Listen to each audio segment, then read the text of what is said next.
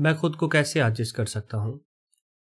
Bible واضح طور پر عاجزی کی تعریف کرتی ہے اور غرور کی مزاحمت کرتی ہے۔ ہمیں حکم دیا گیا ہے کہ فروختنی کی تلاش کرو، صفحہ 2:3 میں، فروختنی کا لباس پہنو، کلسیوں 3:12 میں، نرم دل اور فروختن بنو، پہلا پطرس 3:8 میں، خداوند کے سامنے فروختنی اختیار کرو، یعقوب 4:10 میں، ایک دوسرے کی خدمت کے لیے فروختنی سے کمر بست رہو، خدا کے قوی ہاتھ کے نیچے فروختنی سے رہو، پہلا پطرس 5:5-6۔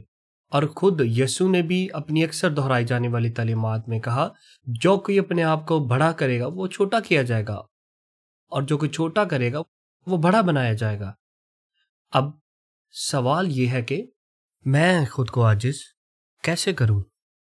جب ہم بائبل سے یہ سوال پوچھتے ہیں تو اس کا جواب حیران کن ہے۔ عاجزی، بائبل میں پہلی بار خود کو عاجز کرنے کا ذکر خروج کی کتاب میں آتا ہے۔ یہ واقعہ مصر کا ہے، جب خدا نے موسیٰ کو بھیجا کہ فرعون کو پیغام دے کے میرے لوگوں کو جانے دے۔ خدا نے خود کو موسیٰ پر یہوہ یعنی میں جو ہوں سو میں ہوں کے طور پر ظاہر ہو کر، جو کہ اس کا عہد کا نام ہے، پھر موسیٰ فرعون کے پاس آ کر کہتا ہے کہ اسرائیل کا خدا کہہ رہا ہے کہ میرے لوگوں کو جانے دے۔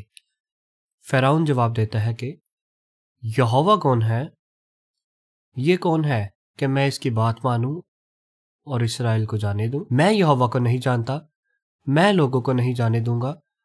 پھر مصر پر 10 ہولناک آفتیں آئیں۔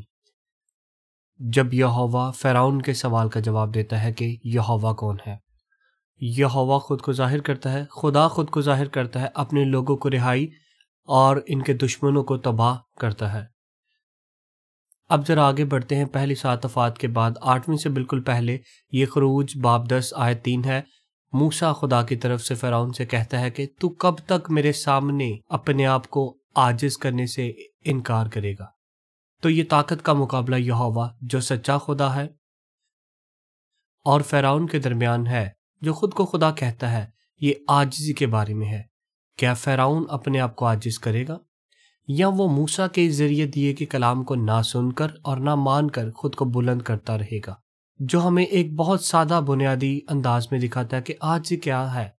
عاجزی خدا کی تخلیق میں، انسانوں میں اور تمام تخلیق شدہ چیزوں میں ایک مشترکہ صفت ہے جو کہ خدا کی خدائی کو تسلیم کرتی ہے اور اسے خوشی سے قبول کرتی ہے۔ ایک بہت بنیادی انداز میں عاجزی کہتی ہے کہ وہ خدا ہے اور میں نہیں ہوں۔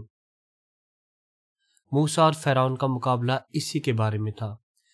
خدا نے پہل کی، اس نے فرعون سے کہا میرے لوگوں کو جانے دے، اور پھر اس نے آفات بھیجی، اور پھر فرعون سے یہ سوال کہا گیا کہ کیا تم خدا کے سامنے اپنے آپ کو عاجز کرو گے؟ کیا تم اپنے آپ کو بلند کرو گے، یا تم زندہ خدا کے کلام کو نظر انداز کرو گے، یا اس کے سامنے خود کو عاجز کرو گے؟ کیا تم تسلیم کرو گے کہ یہوہ خدا ہے اور میں نہیں ہوں؟ یہی بات آج ہمارے لیے بھی سچ ہے۔ ہو سکتا ہے کہ ہمیں موسیٰ جیسے نبی کا سامنا نہ ہو، لیکن خدا ہماری زندگی میں اپنے مشکل صوبوں کے ذریعے ہم سے مخاطب ہوتا ہے۔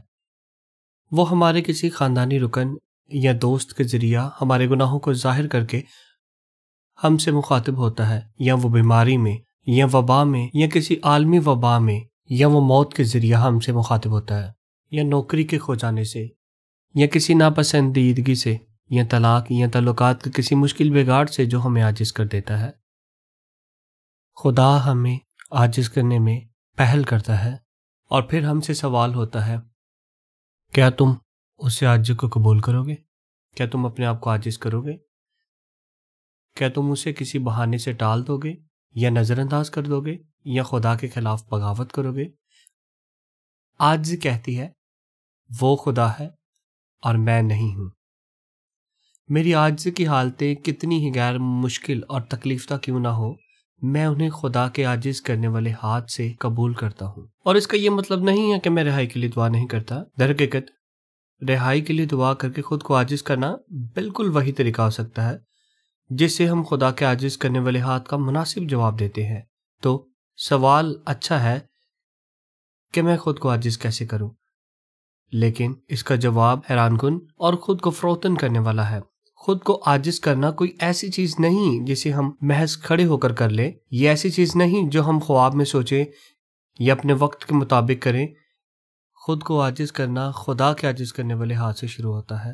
وہ ابتدا کرتا ہے، وہ پہل کرتا ہے، اور پھر یہ سوال ہم سے پوچھا جاتا ہے ہمارے درد میں، ہماری مشکل حالات میں، ہماری عاجز کے لمحات میں، کیا تم خدا کے سامنے اپنے آپ کو عاجز کرو گے؟